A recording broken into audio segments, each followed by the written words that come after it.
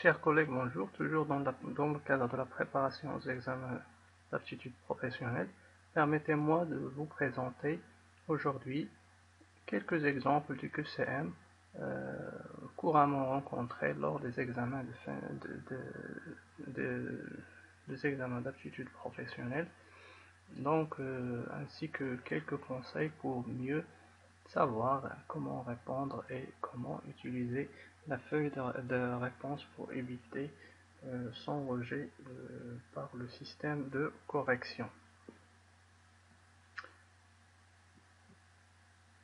Donc, concernant le QCM, il est devenu le modèle des examens d'aptitude professionnelle, vu qu'il facilite la tâche de la correction et permet de gagner du temps.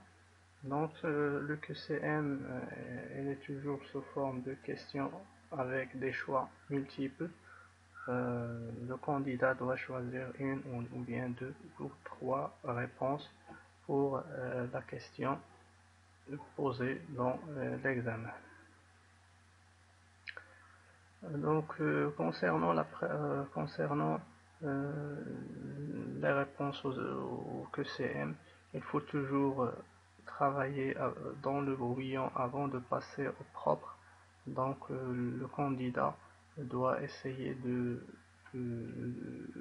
répondre sur la feuille du brouillon pour éviter les ratures et les surcharges dans la feuille du propre qui sera remis au comité d'examen.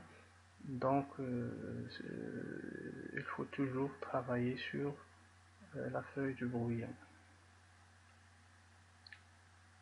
Après avoir bien sûr vérifié, il peut transmettre ou bien utiliser la feuille du propre pour la remettre au comité. Concernant certaines questions que je vous propose aujourd'hui, donc parmi les caractéristiques suivantes, indiquez lesquelles font partie d'une bonne gestion du matériel durable.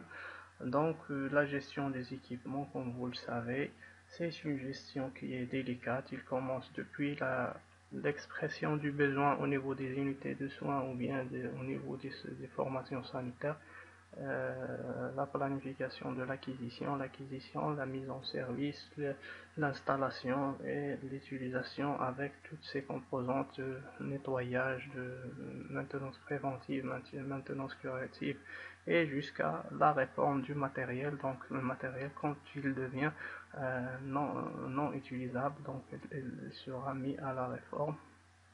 Donc concernant notre question, les caractéristiques d'une bonne gestion, donc vous trouvez ici plusieurs réponses susceptibles d'être justes. Donc vous allez procéder à la lecture de chaque réponse à part et d'essayer de trouver les bonnes réponses. Et bien sûr, il faut faire attention à la question pour savoir ce qui est demandé. Est-ce que de cocher la vraie réponse ou bien de cocher la réponse qui est erronée. Donc là, on parle des caractéristiques qui font partie de la bonne gestion du matériel. Donc là, on va cocher les bonnes réponses. Donc, premièrement, est-ce qu'il s'agit d'établir un inventaire et de le contrôler au moins une fois par an? Oui, c'est vrai. Donc l'inventaire, c'est un document, c'est un état synthétique qui donne une idée sur le matériel disponible, son état, ses lieux d'affectation, son ancienneté, les réparations qu'il a subies. Entretenir et nettoyer les équipements seulement si on a le temps. Donc là, cette réponse paraît fausse parce que le nettoyage de l'équipement est nécessaire et il fait partie des tâches de l'utilisateur bien sûr pour préserver et assurer la durabilité de cet équipement. Il doit être nettoyé à chaque utilisation, essentiellement dans le domaine de la santé. Donc quand on utilise un respirateur ou bien n'importe quel matériel, doit être vers la fin de son utilisation, il doit être nettoyé et bien sûr rangé pour pour l'utiliser une autre fois chez un autre patient. Donc là, la question B ne fait pas partie des règles de gestion de matériel. Limiter les pannes et les casses des équipements, donc c'est la prévention le matériel et sa conservation. Former le personnel à l'utilisation du matériel, donc c'est la formation des utilisateurs pour éviter les mauvaises utilisations et les pannes. Indiquer dans un carnet chaque réparation ou entretien effectué, donc c'est parmi les règles indispensables pour avoir un historique des réparations et des pannes d'un équipement. Donc voilà, ce sont les bonnes réponses.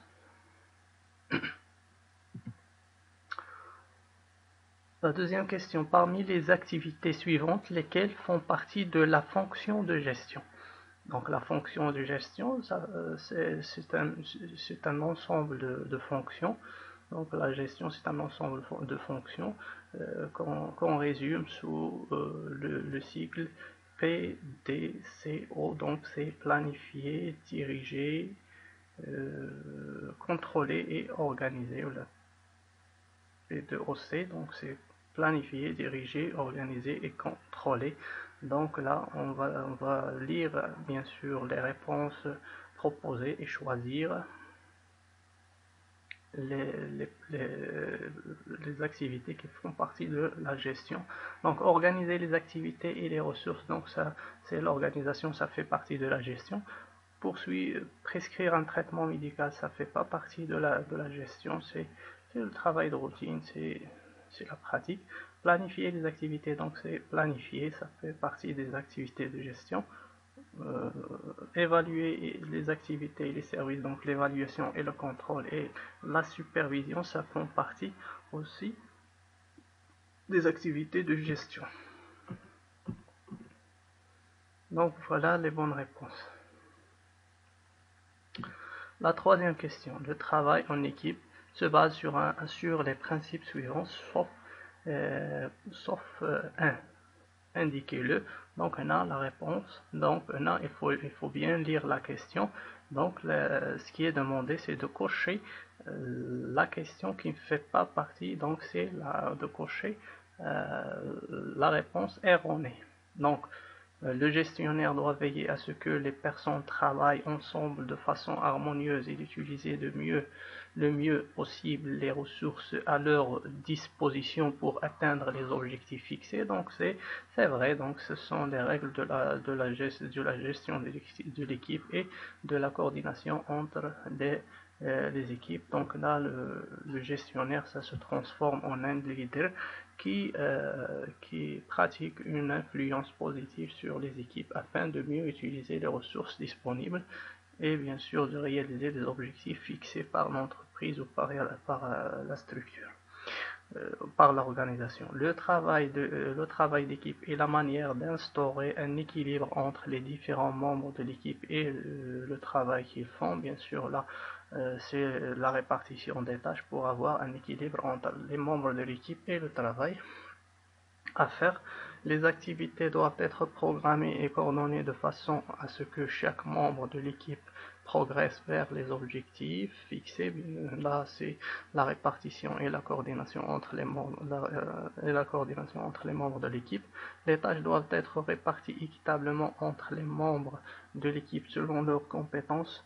Là, il faut respecter les champs d'activité de chacun, ses compétences, ses qualifications, et répartir équitablement les tâches pour que le travail ne soit pas pénible pour une personne et bien sûr plus facile pour d'autres personnes. Là, il faut avoir une justice dans la répartition des activités. L'autorité et les responsabilités doivent être confiées uniquement au chef de l'équipe. Donc cette réponse-là, c'est elle qui est erronée parce que l'autorité et la responsabilité doivent être réparties dans le cadre d'un management participatif ou bien une gestion participative concertée entre l'ensemble des membres de l'équipe, sachant que le travail en équipe, c'est l'un des principaux piliers de la gestion de la qualité.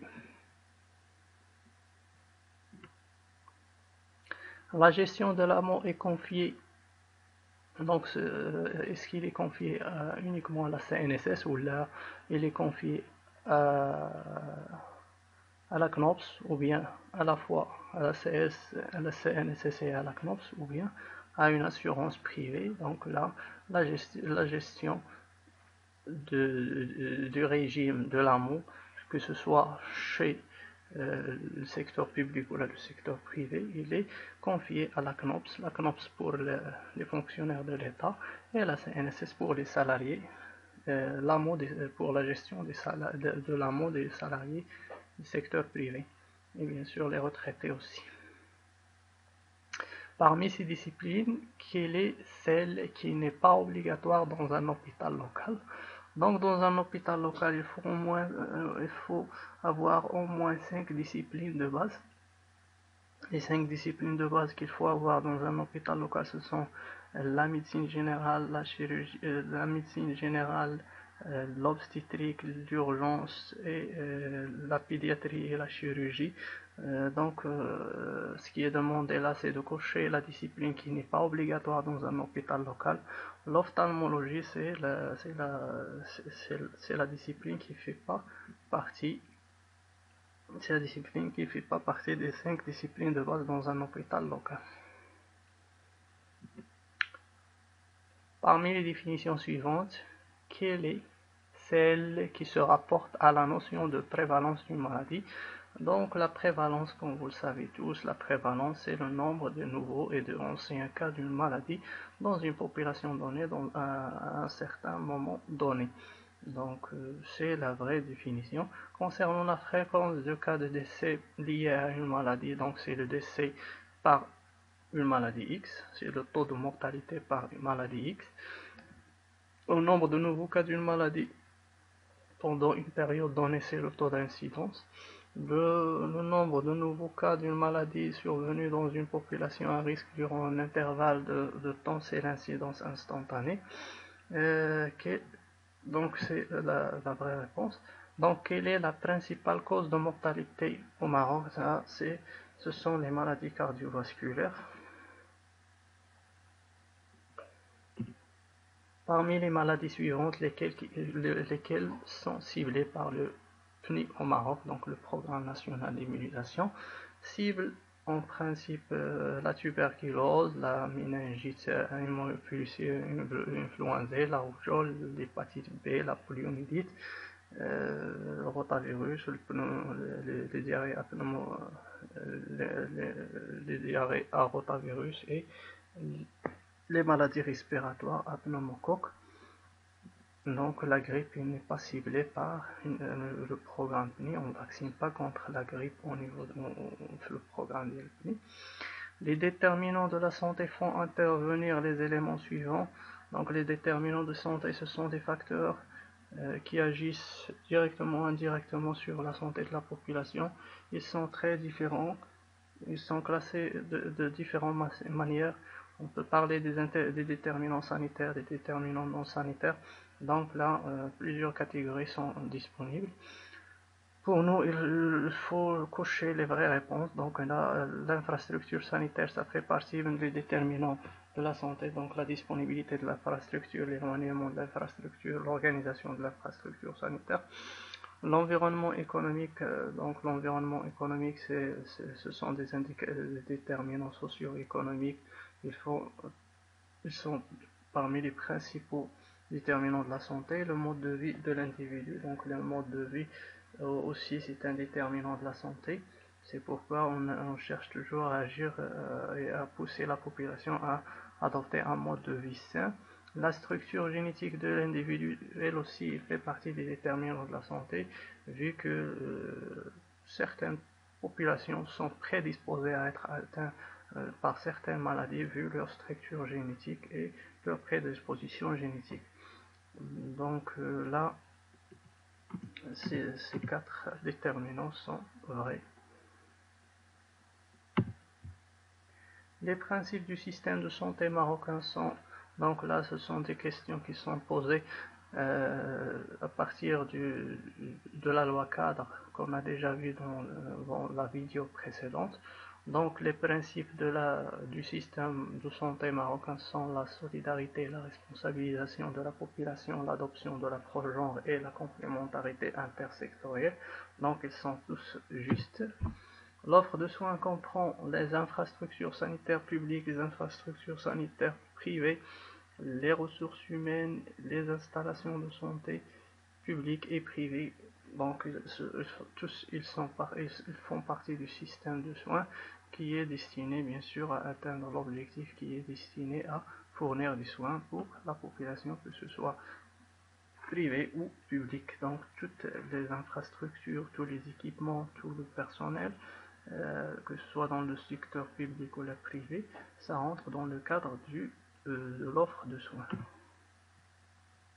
Les établissements de santé sont organisés et gérés en vue de respecter donc chaque établissement de santé, chaque structure hospitalière doit respecter les normes suivantes dans son travail. Donc il doit respecter la sécurité des patients, il doit respecter les droits fondamentaux des patients, il doit respecter les règles de bonne pratique clinique. Donc là, on a une seule question qui est fausse, c'est les capacités de paiement des patients. Donc là, au niveau des établissements de santé, on ne cherche pas à savoir la capacité de paiement des patients, même dans les cas urgents. Donc on fait les prestations, on donne les soins et après on cherche à recouvrir ou bien à payer les prestations, que ce soit à travers une mutuelle ou là à travers le régime d'assistance médicale. Donc la bonne gouvernance du système de santé passe par la focalisation sur, donc ce sont des éléments qui font partie des règles de la bonne gouvernance, c'est l'incitation, c'est le contrôle ou bien la reddition des comptes, les mécanismes de participation, donc c'est la participation communautaire, c'est la solidarité, c'est la mutualisation du risque, et les mécanismes de transparence, c'est l'accès à l'information et la disponibilité de l'information.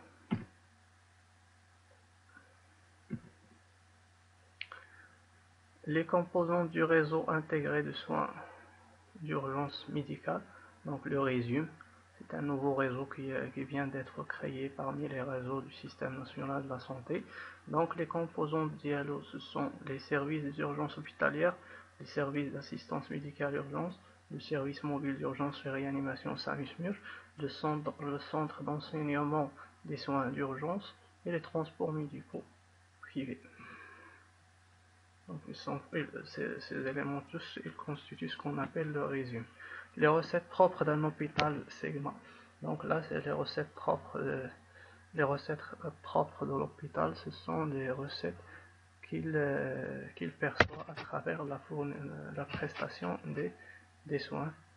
Donc là, ce sont les rémunérations des services rendus par la population, les produits de vente immobilier et de matériel de réforme, la subvention de l'État, ça fait pas partie des recettes propres. Donc il n'est pas généré par l'hôpital lui-même. Donc c'est la question fausse du produit de livraison des poches de son et des dérivés la ville du son. Donc elle aussi fait partie des recettes propres de l'hôpital. Concernant la 32e question de ce que c'est M, donc la vision décrit la raison d'être d'une organisation. Donc on sait bien que la vision c'est donc c'est une orientation à atteindre, là c'est un objectif à atteindre, là une situation à atteindre dans le futur. Donc là c'est faux, la vision c'est pas la raison d'être. La mission décrit une situation future à atteindre. La mission c'est la raison d'être, donc c'est pas une situation future.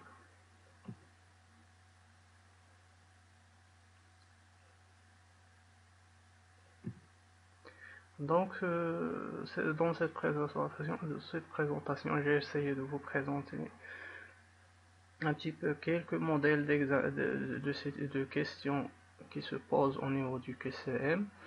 Comme vous le savez, le QCM, ça touche plusieurs modules, la planification, la gestion, le système national de la santé, l'évaluation, les méthodologies d'évaluation, donc la gestion de la qualité. Donc plusieurs éléments sont touchés dans le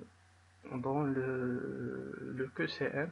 C'est pourquoi je vous invite à essayer de travailler sur les anciens QCM pour un petit peu savoir les modèles des questions qui se posent et vous préparer pour l'examen d'aptitude professionnelle. Je vous remercie pour votre attention et à la prochaine.